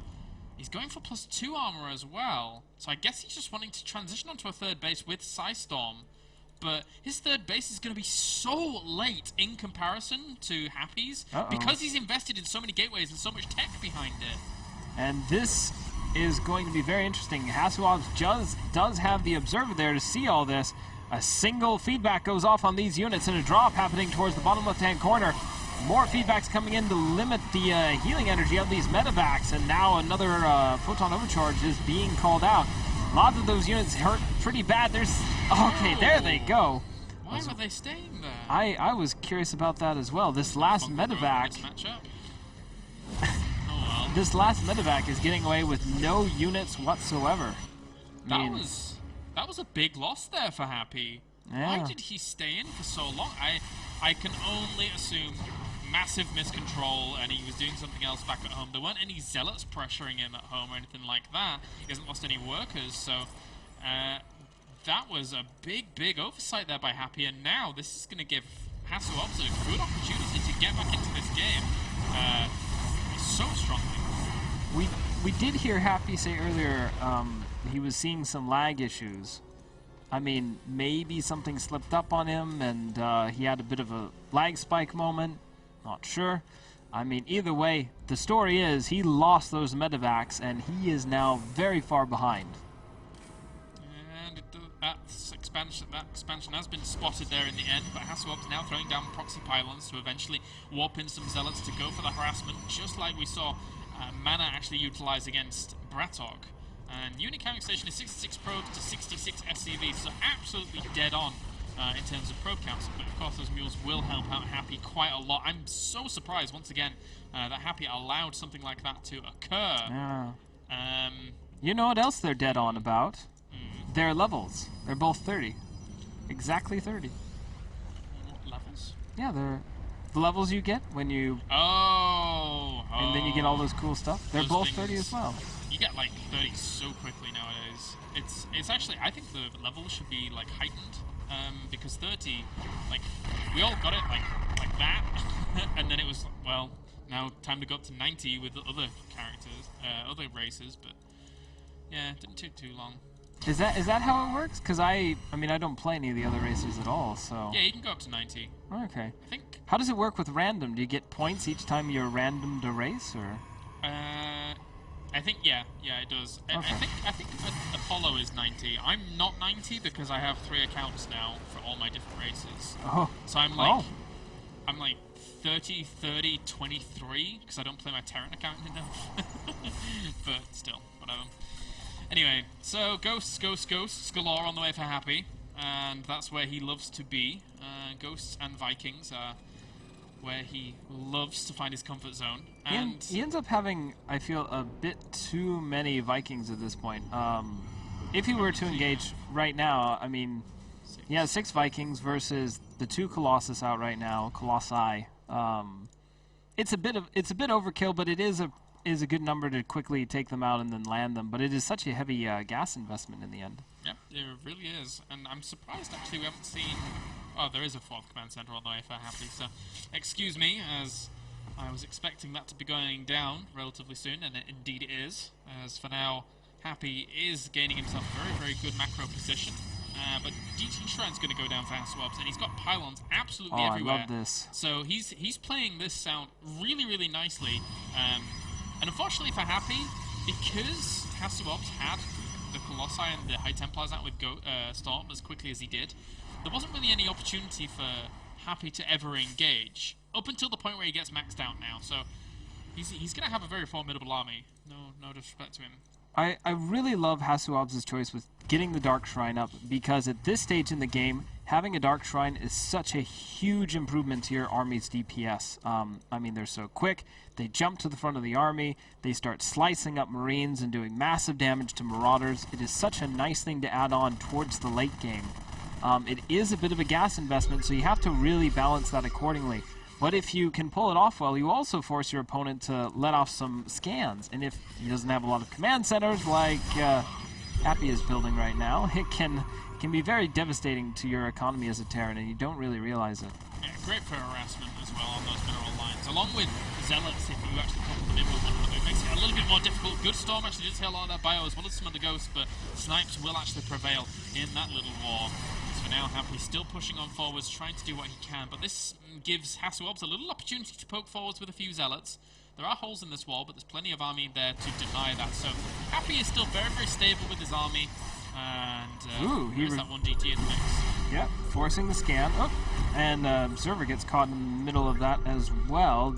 Another DT heading for the 4th base location. We'll see if he forces off any other... Oh, nope, there's a planetary there with missile turrets, so not a problem at all. And here we have the big engagement. Vikings are engaging those Colossus and doing a lot of damage. Hasselhoff isn't able to get a good hit in to try and deal some damage to those Vikings. There isn't a whole lot of energy left on his High Templar as well. He has 2 High Templar with a bit of energy on them. We see first Storm trying to go off, but it's mostly to keep the army back than anything else. The High Templar does survive a couple of snipe shots, and the Ghosts are starting to run low on energy here, but I do think Happy will be able to win this out on the end. Hasselhoff is not doing enough harassment at the back front. Although those DTs will try and do some more harassment. Very nice storm on one side of this army, but Happy is continuing to keep his forces very split apart. Yeah. The Colossus are still alive, though. As long as they're there, this is going to be difficult. Hasselhoff may end up losing his 4th base, but he could deal really huge damage to this army. Well, not only that, but also these ghosts don't have any energy left over whatsoever. The High Templars do still have a little bit for the storms, but they're not going down complementing this army. And in turn, the Biohazard's killed off a lot of it. Zealot's going to charge him back once again, though, trying to complement all of it in the end, and will force Happy back. The storms are enough of a threat to say, no, I'm not going to stay there, along with a lot of those Zealots with 3-3, so, or 3-2 even. But that was kinda, it was back and forth, it was close, but Happy did end up losing a significant portion of his very expensive ghosts, which is an annoyance there to a Terran. I mean, Hasselhoff did everything right there. He held on really strongly, he positioned his High Templar very well so that Happy couldn't just charge in to destroy his 4th. He saved it, but oh, this is a bit of a hit. I mean, losing these extra Zealots right now is just not good overall. There's a couple of ghosts there, but Hasselhoff is favoring Storm as opposed to the feedback, and now the ghosts with Invis get off a brilliant EMP and are going to just do massive damage. This is really bad for Hasu. He's just so weak right now with his shields all gone and his army continually on the run, but Happy doesn't have any Vikings. These have been some great scans and great snipes there by Happy, really showing why he is one of the best Terrans in Europe. That being said, though, Hasselhoff still does have quite a lot of High Templars that are going to regain energy once again. Trying to chase down a Dark Templar, maybe? I think that was his initial plan there. He's been trying to chase that for Oh my gosh, and the DT in the perfect spot there. EMP. Warp Prism now on the way as well for Hasselhoff. Meanwhile, during all of this, there is that nuke in production. This will end up dying because he was just completely rallied on through there to try and get that warp tech and phasing mode as available to him as he quickly would do. But still, now Hasselhoff, he's researching shields. He's getting to that point now where his army is going to be super formidable. I would like to see an extra few Colossi. Oh, actually, no, there are 2 extra Colossi in production. So going up to a magical number of 4, or maybe even eventually 6, could be quite nice, but the ghosts still in abundance. 22 right now. And now we have, wow, 22 ghosts is insane. To clarify on a comment I said before, there were no Vikings with Happy's army at that point. He did have 4 in the back of his base. He has another 4 with him right here. 8 in total. I do love seeing this nuke, and here we go! Nuke is about to come down. I don't think Hasu sees it just yet. That's actually a really scary place to put that nuke, because now, if he wanted to, he could charge into the main and do some damage, but that nuke is going to just kill off a few of these cannons. Not too much. But Happy is certainly bringing the fireworks here in game number 2. He sent a few SCPs forwards, realizing that he doesn't need them anymore. Good EMPs as well as some snipes there from the top, and killing off another Colossus once again. But Happy's army is slowly stimming itself to death. There isn't many medevacs now, only 2. And this army is not going to recover for a long time, but 3 nukes are now on the way. Oh my gosh. I mean, right now Happy, those nukes are going to save Happy quite a bit of time. He can buy some time defensively. He can't even build medevacs right now because his food supply is just so wrapped up right now in his current set. There's that nuke yet again. Observers are starting to come out to try and see where these ghosts are. There he sees it. He's able to take it out in time. A couple of EMPs go off though. And Happy is continuing to whittle his opponent. I haven't seen this kind of back and forth EMPs, nukes since, since forever, really. You can tell that Happy is a little bit tense here. He's chopped down like 3 EMPs to try and kill off one of those observers, so he knows that this is a very, very pivotal moment. If he can do damage and push onto that position, he's going to be fine, but he's actually being drawn back by a lone Dark Templar that has pulled him back to this 5th location. So a good move here once again by Hasselhoff. And even with this expansion landing up to the top, he still has these pylons well strategically positioned himself to continually keep Happy back. So Hasselhoff, I didn't give him much credit against Happy because Happy is such a formidable opponent, but he's playing game number 2 out very, very nicely here, really giving Happy a run for his money. He really is. I still favor Happy in this matchup quite a bit for the moment here. Just getting to the point where you're building nukes because you're not sure what else to build at this point, plus using them in such a spectacular manner, it's always nice to see. that was scary. Then if Happy had run to the back of this army and sandwiched it in against this position, that would have been catastrophic. But he let a lot of Zealots in the process. He's killed off 18 workers right now, so it's 80 to 59, but it's mules that are the really big kind of income earners there for Happy. And Hasuov establishing this base up to the top right, trying to say to his opponent, no, do not go for this base. He's actually completely skipped this one. If he gets this base up and running, he can get that one very, very easily, but we'll see.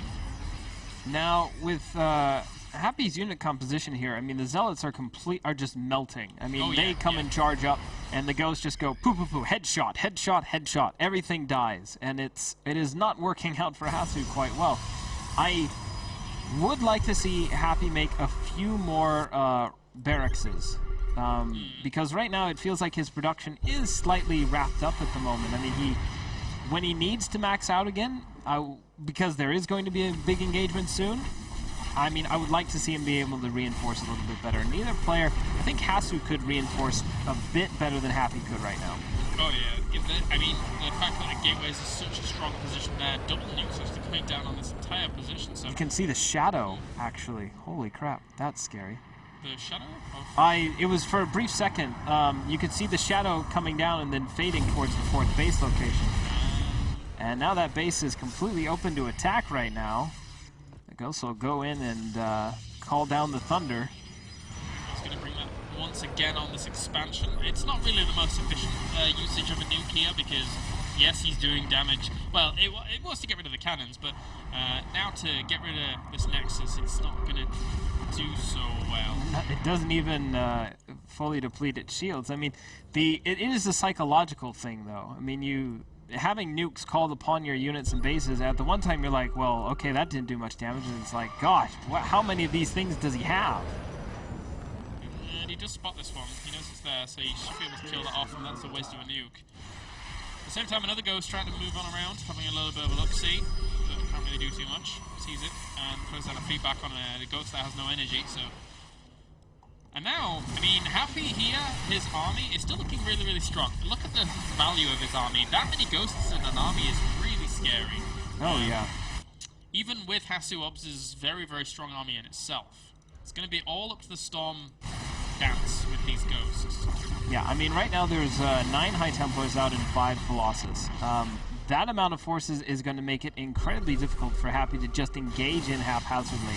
I mean, the Zealots are doing a nice job at going for run-bys, putting out some damage. Happy, likewise, is, I mean, trying to bring his forces around, but they're having a lot of trouble dealing with this combination of just the Zealot run-bys being everywhere.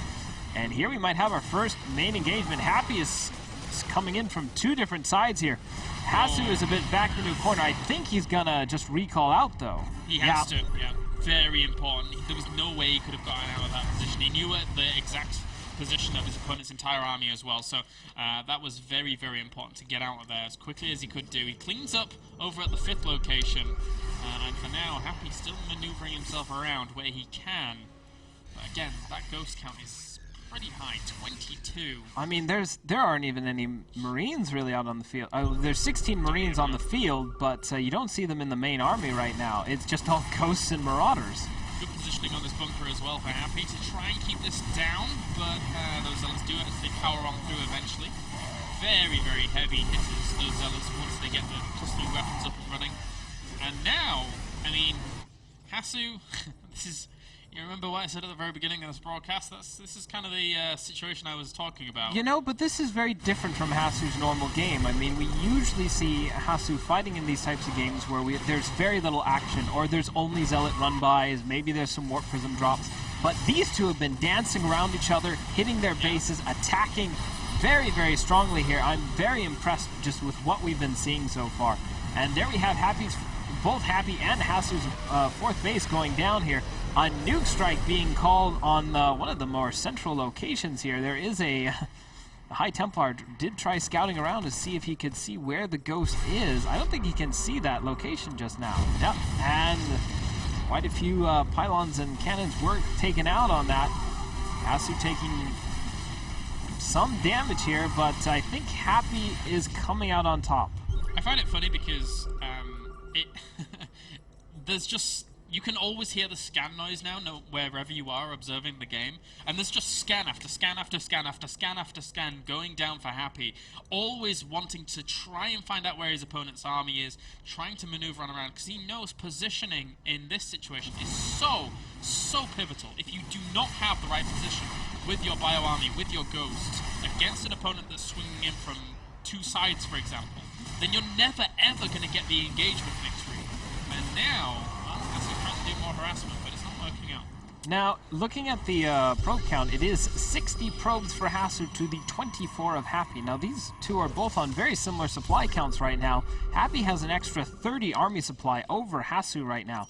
And we even have, those medevac getting instant sniped by that High Templar's feedback. This Force of Happy getting taken out here. And more to the point is Happy doesn't have, only has this one base left, while Hasu is on 1, 2, 3 and still able to mine. And throwing down the nuke as well here to try and force his opponent into some kind of engagement, or at least force him to flee from this location so he can deny this base once again. But at the same time, this is what Hasu's going to do. Hasu, I think, is probably going to avoid an engagement for a long time, trying to get these bases up and running so that he can eventually just have a better economy than his opponent and have more of a bank, so that when the engagement comes, he has the opportunity to max out far quicker than Happy. Happy's got to be careful with these Vikings. He almost flew them right into a stalker line. As we have another drop going by the 4th base location here, the Zealots are starting to take down this units and clean that up. Just including a single DT with that, it's just so strong to include that in your army here. And, unit composition is now up to 12 High Templar and 6 Colossus in the main army. A couple of sentries will get caught out, but Hasu doesn't really need them at this point. And Happy is now at the point where he is gas heavy and mineral starved. Catches a lot of probes there as well. And he should be able to shoot down this base. Unfortunately for Hasu Obs, not going to get that up and running, but he has retained his base down to the bottom position, and that's a good spot there for Hasu Obs. Although Nexus after Nexus dying is a bit irritating here for him. He's, again, look at this, he's never taken a direct engagement, and he's not going to still. If he does, then I think he just gets slaughtered unless the storms are absolutely perfect. Yeah, I would agree with that. There's just so many ghosts on the field. If Happy just has even a few splits, not even great splits, but just good splits, it won't be an issue for him. That's a bit dodgy, but 4 of those High Templars' energy is now completely destroyed. That's a big thing here. If Happy can somehow, some way force the engagement right now, not having forced... a nice storm on some of those ghosts though as well there. If he forces the engagement, he's killing off all the Colossi as well. That's a massive... So much of Hasu Obs' AoE damage has been completely ripped to shreds, be it by EMP, be it by Viking. All the Colossus end up going down. Hasu Obs needs to somehow, some way, completely max out once again against this huge, superior army. There you go, GG. Happy is able to take the victory, and that means that Empire are the champions of the EMS Spring 2013. Very big congratulations to them. Going back to the game for just a moment here, Hasu still had 8 High Templar, but they weren't with his main army. They're all dotted around in other bases. Yeah, to protect against the drops. The Mothership Core, which was out, but I didn't see it with the main army at all. I wasn't even sure where it was flying around at that point. It felt like Hasu was counting on to having that and recalling out again, because he got himself into a corner that he could not back out from. He had to take the engagement, and as you pointed out, 4 High Templar with their energy gone, being the bulk of your AoE force there, it just wasn't going to happen. Hasu had to fall. And that does it, guys. That does it. Empire take home $2,500. Congratulations to them. Very well played by Happy. And Hasu Obs and mousesports end up taking away $1,500. So I'm pretty sure both of those will be back if there's another season at some point. But that is going to do it from us as well. So thank you very much, guys, for tuning in for the EMS Spring 2013. I believe I shall be back on Tuesday next week for an EPS cast from Germany. Are we having an event here in the studio? It's just a cup. It's just a a weekly cup. Oh, okay. So, any Any last words, Mr. Icicle?